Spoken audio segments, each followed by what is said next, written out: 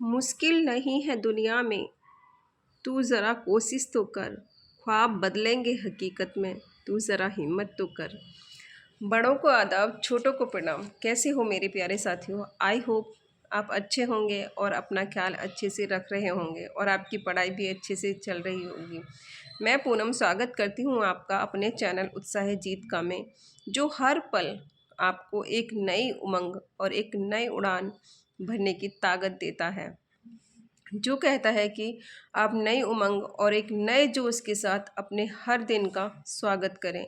आप हर रोज़ कुछ नया सीखें, कुछ ना कुछ अपने जीवन में ऐसा जोड़ें जो पॉसिबल नहीं और उसको भी पॉसिबल बनाने की कोशिश करें। आज पता है मैंने ना ब्लॉग नहीं बनाया क्योंकि आज संडे था और बहुत सारा काम था, इस वजह से मैं नहीं बना पाई। आज बच्चे भी घर पर थे, तो संडे को वैसे भी बहुत सारे एक्स्ट्रा काम भी होते हैं जो हम लोग नहीं कर पाते हैं, और एग्ज़ाम भी पास में है ना। मन में ना एकदम उथल पुथल हो रही है कि पता ना क्या पढ़ें, कुछ छूट ना जाए। कितना ही पढ़ लो पर संतुष्टि नहीं मिलती, ऐसे ही लगता रहता है कुछ भी नहीं पढ़ा, जैसे कुछ पढ़ा ही नहीं है। एक हाउसवाइफ को ना बहुत कठिन होता है शादी के बाद अपनी मंजिल को पाना और अपने आप को समय देना। अजीब लगता है ना जब लोग कहते हैं कि अरे हाउसवाइफ है, क्या कर लेगी, बच्चे संभाल ले वही बहुत है।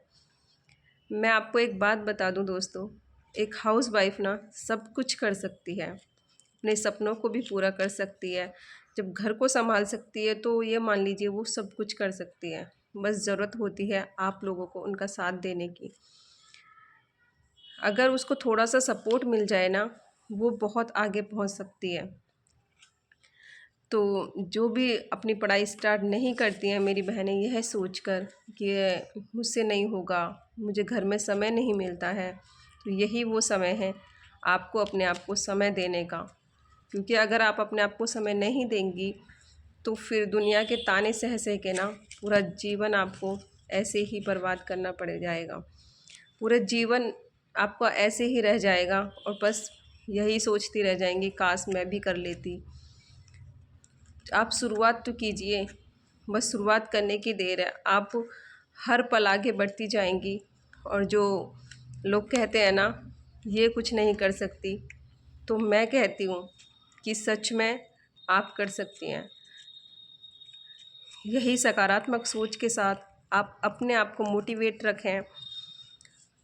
मोटिवेट रखना ना बहुत ज़रूरी होता है, तभी हम लोग कुछ कर पाते हैं। क्योंकि अगर मोटिवेट नहीं रहेंगे ना तो आलस में हमारा पूरा जीवन बर्बाद हो जाता है, पता भी नहीं चलता और हम सब कुछ अपना खोकर बैठ जाते हैं। यही मैं कहना चाहती हूँ कि जो स्टूडेंट है ना या हाउस वाइफ हैं, जो जो भी सोचते हैं कि हाँ भाई मैं सुबह सुबह कर लूँगी, सुबह पढ़ लूँगी या पढ़ लूँगा, या मैं रात को पढ़ लूँगी, या फिर थोड़ी देर बाद पढ़ लूँगी, तो फिर रात को थोड़ी देर पढ़ने के बाद नींद आने लगती है और इसी तरह से ना पूरा दिन वेस्ट हो जाता है। अभी केवल दिन बर्बाद हो रहा है दोस्तों, कुछ साल बाद ना इसी आदत की वजह से पूरा जीवन बर्बाद हो जाएगा।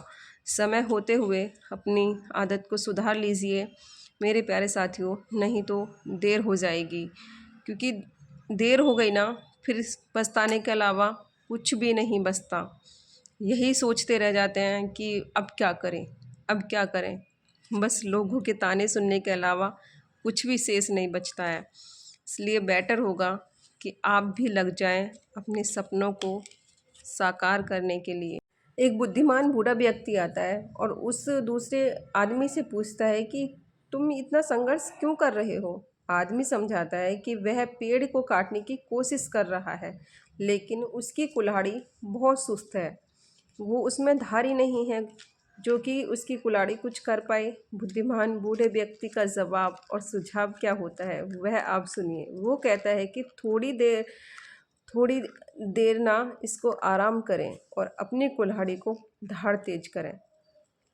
इससे पता है क्या शिक्षा मिलती है?